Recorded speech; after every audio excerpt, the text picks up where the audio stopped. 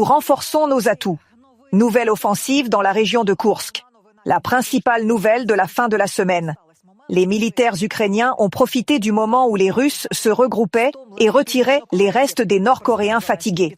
Le président Zelensky a confirmé que l'avancée dans le territoire de l'agresseur se situait entre 2,5 et 5 kilomètres.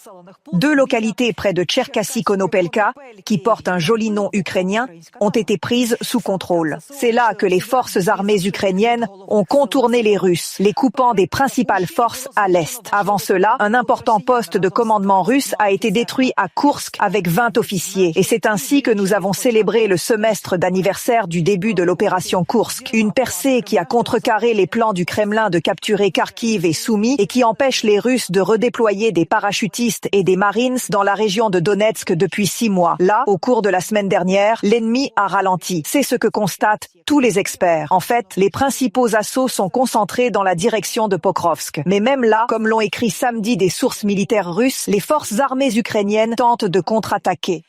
Tout cela est manifestement de très importantes préliminaires à d'éventuels entretiens, dont le thème a de nouveau résonné cette semaine sur les plateformes de l'Ukraine, des États-Unis et de la Russie.